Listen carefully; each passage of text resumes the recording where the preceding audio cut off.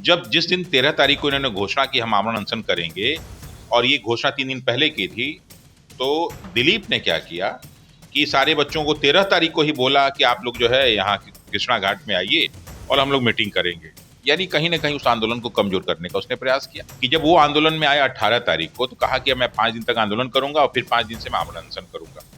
लेकिन जब आंदोलन आया तो उसका मेन मुद्दा बीपीएससी टीआरई था, जबकि पूरे आंदोलन का मेन मुद्दा बीपीएससी टीआरई नहीं था। जो है दिलीप रोने लगे और जो है अपना एक वायरल जो है वीडियो किए कि जो है बच्चे चले गए और कोई टीचर सपोर्ट नहीं कर रहा है और खाने बिना मर रहे हैं। और ये तुम एक दिन पहले आए हो और खाने बिना मरने लगे, टीचर टीचर टीचर, दूसरे दिन ही तुम रोने लगे कोई टीचर हमारा मदद नहीं कर रहा है। लड़का भेजे टीचर, पैसा दे टीचर, खाना खिलाए टीचर, नेता बनोगे तुम। तो इसलिए इन्होंने इस मुद्दे को दबाने के लिए टीआरई टीआरई टीआरई तो निकलना ही था, तो इसलिए इन्होंने क्या किया कि पूरे आंदोलन की दिशा ही बदल दी। अब जब सारे के सारे लड़के इनका विरोध करने लगे, कहने नहीं हमारे भी ये भी मुद्दा है। अरे कैसे मुद्दा है, तुम सबसे लास्ट में रखे हो। अब दिलीप कहना शुरू किए कि जिसके बच्चे सबसे ज्यादा आएंगे उसका हम आंदोलन करेंगे। तो क्या बाकी सारे बच्चे नहीं आए थे?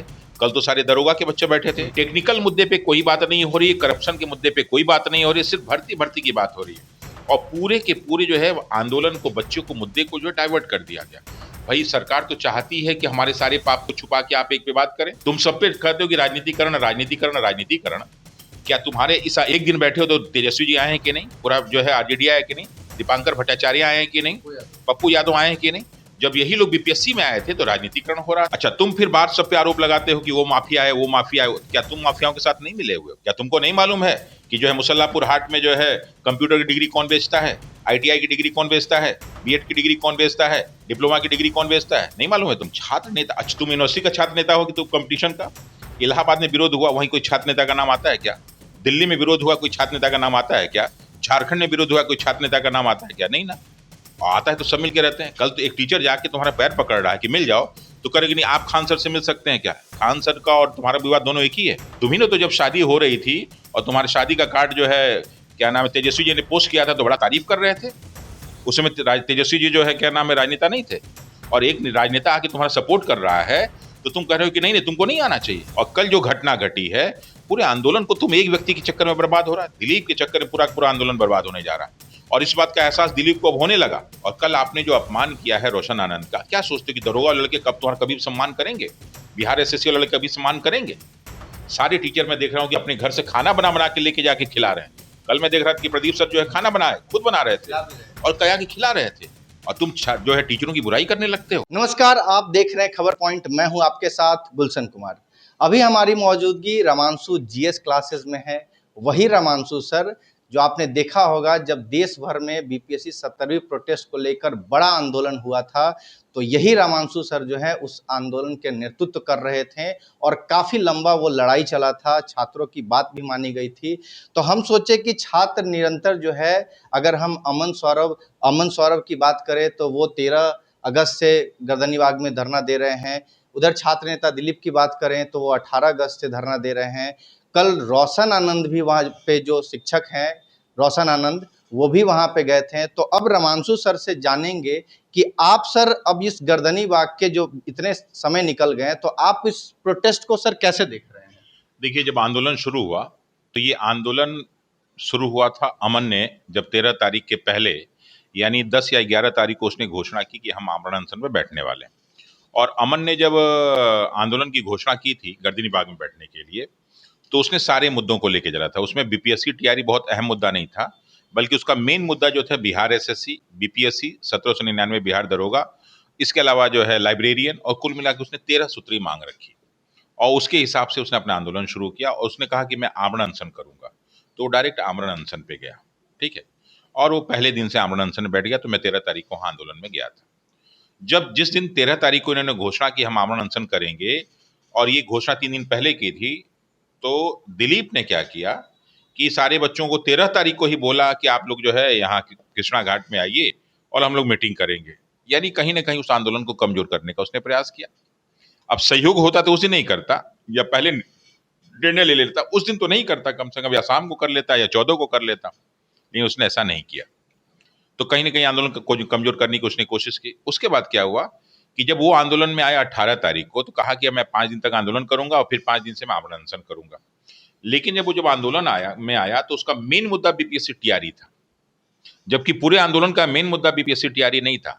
हाँ, बीपीएससी टीआरई एक मुद्दा था, लेकिन मेन नहीं था। तो बीपीएससी टीआरई का अब मैं कैसे कह रहा हूं, क्योंकि जब 18 तारीख को ये आंदोलन करने बैठे और 18 तारीख को दोपहर में घोषणा हो गई कि 32,000 जो है समथिंग पोस्ट निकल रहा है, और अगले ही दिन सुबह बीपीएससी के लगभग 95% लड़के वहां से, मतलब टीआरई वाले बच्चे चले गए, जिसके परिणाम स्वरूप क्या हो कि दोपहर में जो है शाम तक जो है दिलीप रोने लगे और जो है अपना एक वायरल जो है वीडियो किए कि जो है बच्चे चले गए और कोई टीचर सपोर्ट नहीं कर रहा है और खाने बिना मर रहे हैं। और ये तुम एक दिन पहले आए हो और खाने बिना मरने लगे, माँ बीमार है तो पिताजी बीमार हैं।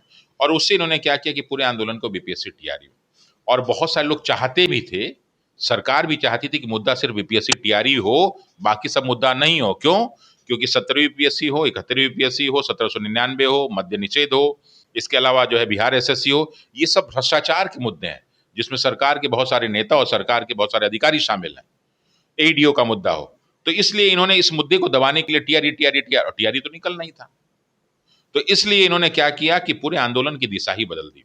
अब जब सारे के सारे लड़के इनका विरोध करने लगे, तो कहने नहीं हमारे भी ये भी मुद्दा है। अरे कैसे मुद्दा है? तुम सबसे लास्ट में रखे हो। हर मीडिया पे जो है, आज मैं पेपर में पढ़ा बीपीएससी टीआरई की हर व्यक्ति कोई बात कर रहा है, जबकि उसमें बहुत सारे मुद्दे जुड़े हुए हैं। तो 12 लाख दरोगाओं की बात, 30 लाख पुलिस वालों की बात, 50 लाख जो है एसएससी वालों की बात, लाइब्रेरियन की 10 लाख है उनके बच्चों की बात, उनको कोई बात ही नहीं सुनने वाला, जबकि मेन मुद्दा वो था।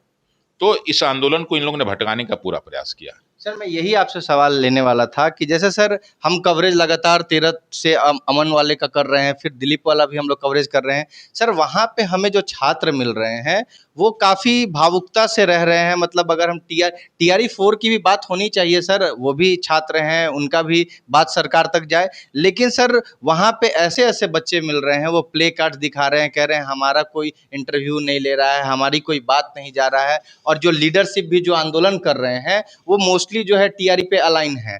तो सर वो लोग लाइब्रेरियन वाले कह रहे हैं कि हमारा 18 साल से जो है कभी दोबारा लाइब्रेरियन का आए ही नहीं, हम डिग्री वगैरह सब लेके बैठे हैं, उम्र जा रही है।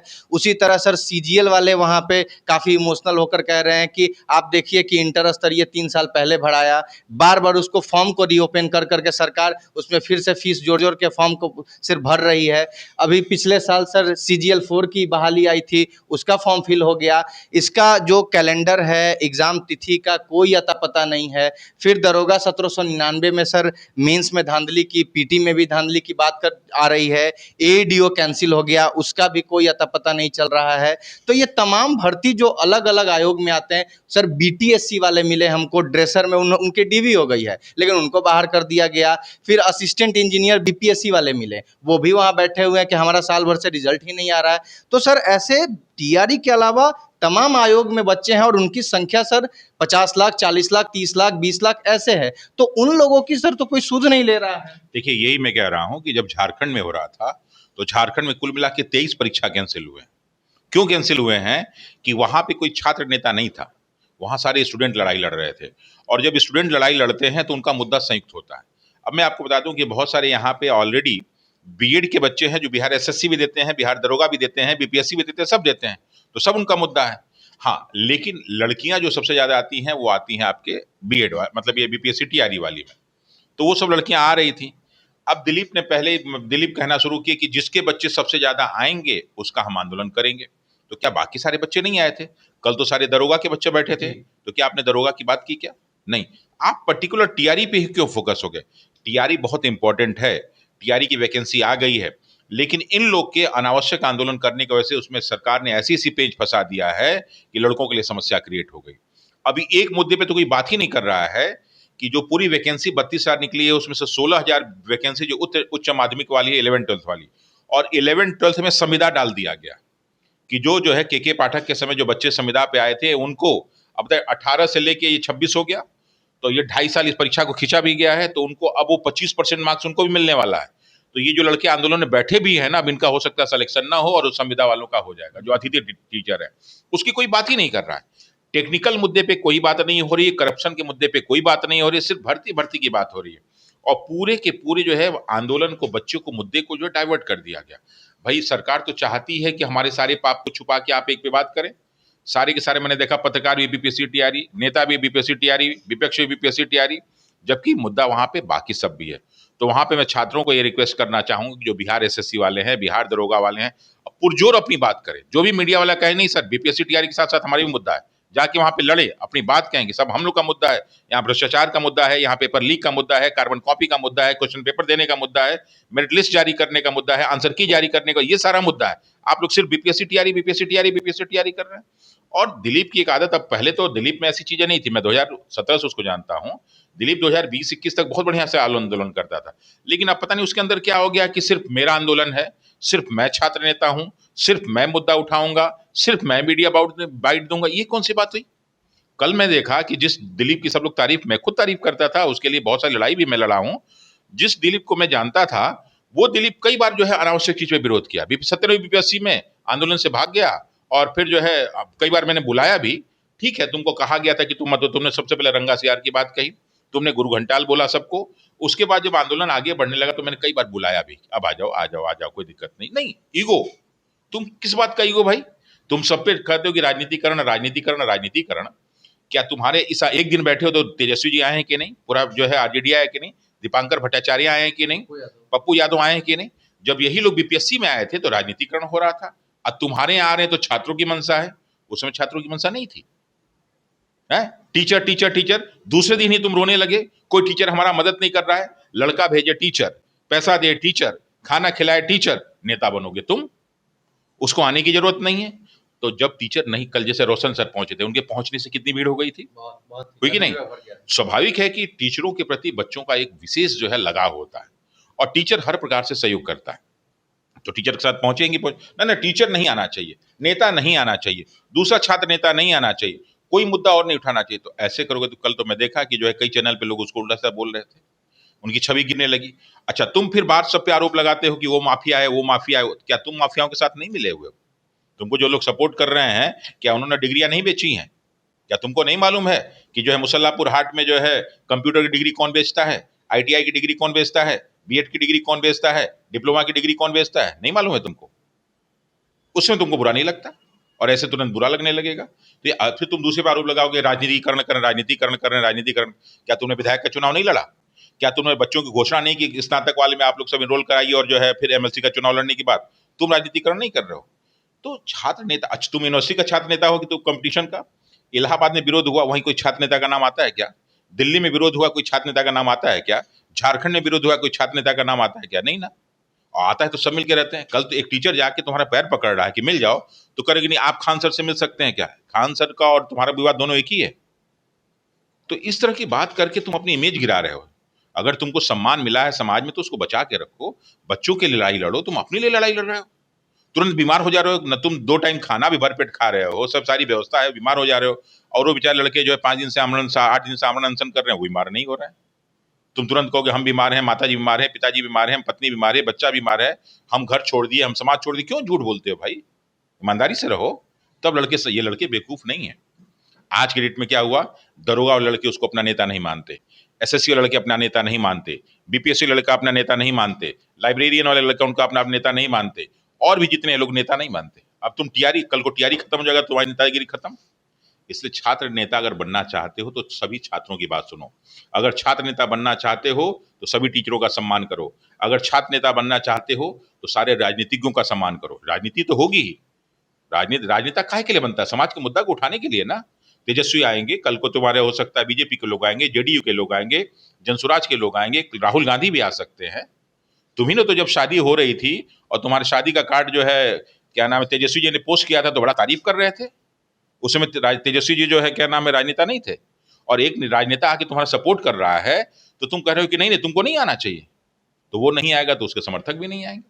अंतिम सवाल आपसे लेंगे सर, तो क्या सर अब जो आंदोलन गर्दनी बाग में चल रहा है, कल रोशन आनंद भी गए, हम वहाँ कवरेज कर रहे थे, वो पहले अमन के पास गए, मंच से उन्होंने अमन सौरभ को इनवाइट किया, फिर दिलीप को भी आवाज़ लगा रहे थे, दिलीप का कोई उधर उनके गुट से आया नहीं, फिर रोशन आनंद सर उनके जो पंडाल टेंट लगा है वहाँ तक गए, वहाँ से भी कहें कि चलो आप लोग हम दोनों गुट का पैर पकड़ते हैं भाई, आप एक मंच पे लड़ाई करो, क्योंकि हमने देखा है 1857 इतिहास में क्या हुआ है और तमाम ऐतिहासिक घटनाएं हैं कि जब आप खंड खंड में टूटोगे तो डिवाइड एंड रूल वाली पॉलिसी सरकार के एंड से लागू हो जाएगी। और वही रोशन आनंद का कहने का मतलब है कि वो होता हुआ दिख भी रहा है, क्योंकि आप आंदोलन तो लगभग अगर 13 से अमन गुट की बात करें तो एक अच्छा खासा समय हो गया, 6 दिन 5 दिन दिलीप की भी हो गई, लेकिन सरकार आपको नोटिस तक नहीं ले रही है, वार्ता तो बहुत दूर की बात है। तो उनका कहने का मतलब है कि ऐसे तुम 5 महीने बैठे रह जाओ गर्दनी बाग में, आपका कुछ नहीं होने वाला है।